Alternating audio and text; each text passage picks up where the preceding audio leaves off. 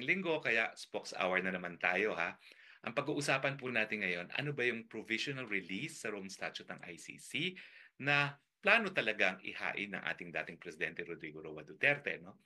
Pero bago natin pag-usapan yan, pag-usapan muna natin yung pula ng isang assistant to counsel na dati kong estudyante na sabihin daw ni Inday Sara yung mga pinagsasabi niya doon sa harap ng hukuman ng una, no? Wala pong masama sa sinabi si BP Sara. Ang sinabi lang niya, paulit-ulit kayo na 30,000 ang naging biktima ng tatay ko. Nasa na mga pangalan ng mga biktima na yan? Bakit hindi nyo ilabas? Dahil kung wala namang 30,000, edi walang 30,000. Pangalawa, sinabi nila na 30,000 ang biktima and yet doon sa warrant of arrest, ang sinasabi ang biktima ay 43. O di ba ang laki naman ng diferensya ng 30,000 at saka 43? Hindi natin minamaliit yung 43. Marami pa rin yan. Ang sinasabi nga natin, dahil ang karapatang buhay ang pinaka-importante sa lahat ng karapatan, isa lang, dapat maparusahan. Hindi po issue yon. Ang issue, sino dapat maglitis ng 43 at yung 30,000? Kasi kapag 43, kayang-kayang litisin niya ng Pilipino na hukuman. Sa katunayan, isa ako sa naging prosecutor ng Maguindanao Massacre, 58 victims. At napakita natin na kaya ng ating hukuman na magbigay ng katarungan doon sa mga kaanak ng 58 victims. So yun yung konteksto ng sinabi ni Inday Sara Duterte. No?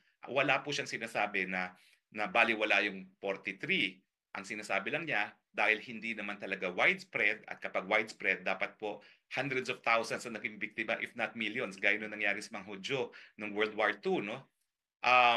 Dahil kapag 43, kayang-kaya na yan ng mga domestic courts dahil ang ICC naman talaga court of last resort. Now, ano ba itong sinasabi na provisional remedy? Walang provisional remedy po, katumbas yan ng bail hearing kung mabibigyan ka ng panandaliang kalayaan habang dinidinig ang korte. Sa Pilipinas, ang tinitingnan natin talaga, flight risk ba yung akusado? Yan din po ang tinitingnan ng ICC. Pero sa ICC, marang mas madali talagang malaman kung flight risk siya kasi kung kukumpiskahin mo naman ang travel documents niya, wala nang mapupuntahan yan. Dahil bago ka naman makaalis ng Europe, kinakailangan sumakay ka ng barko, hindi ka, o kaya naman sumakay ka ng eroplano, hindi ka naman po pwedeng lumangoy. So pag wala ka ng travel document, mahirap ka na talagang bumiyahe. Now, ang isa pang tinitingnan nila is yung kung ano yung nasa sakdal ng krimen ka. Dalawa po kasi yan. Meron talaga yung core crimes ng ICC, yan yung war crimes, crimes against humanity, genocide, at saka aggression. Or kung ikaw ay akusado dahil dun sa act which would in any way defeat the administration of justice. Yan po yung mga contemptuous act. Ano yan? Yung mga pagpupalsify ng ebidensya, yung mga pananakot ng witnesses, yan po yung mga administration of justice offenses. No? At ang track record po ng ICC, wala pang akusado sa crimes against humanity at war crimes na nabigyan ng provisional release. Meron dun sa kaso ng Bemba, pero ang mga kasong yon hindi sila yung principal accused ng crimes against aggression, crimes against humanity, kundi sila yung mga offenses related to administration of justice, yung pamimeke ng ebidensya, yung pananakot ng mga witnesses. Okay? Ano pa ang tinitignan ng korte? Number 3, pinaka-importante, saan?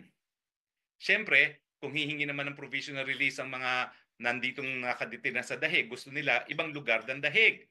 Now, hindi po pwedeng Pilipinas kasi hindi na naman miyembro ng ICC in Pilipinas. At kaya nga sinasabi natin na hindi na dapat magtuloy itong kaso ni Presidente dahil matagal na tayong hindi miyembro. No? Nagsimula sila, 2 taon nang naging epektibo ang ating pagbibitiw. No? Dapat simulan ang preliminary investigation within 1 year. So, saan? Sino ang estadong tatanggap? Kasi kakaunti lang naman ang miyembro ng ICC eh. Sa ASEAN, iisa lang. Ang Cambodia. O, kung gusto ni Presidente na kaparehong klima, iisa lang yan na Southeast Asian country. Hindi naman member ang Indonesia, hindi naman member ang Thailand, hindi naman member ang Malaysia, hindi rin member ang Russia, hindi member ang China, hindi nga member ang Amerika. Gustuhin ba ni Presidente? Pero tingin ko hindi yan pupunta ng Amerika. Sabihin na natin China o Russia, hindi nga sila member. Siyempre, hindi siya po pwede ron. No? Sinong tatanggap? Siyempre. Now, at ang isa pang konsiderasyon, siyempre, ay um, um, ano pa ba yun? Nasabi ko na, no? Yung unang-una is yung flight risk, kung ano yung krimen, yung mga kondisyones. May mga kondisyones ang hukuman, siguro kasama dyan yung reporting sa isang officer ng court kung may kakayahan yung akusado na mag-comply sa mga conditions. Okay? Now, ang track record ko, sinabi ko na, wala pang naaakusa ng genocide, crimes against humanity, war crimes na nabigyan ng provisional liberty.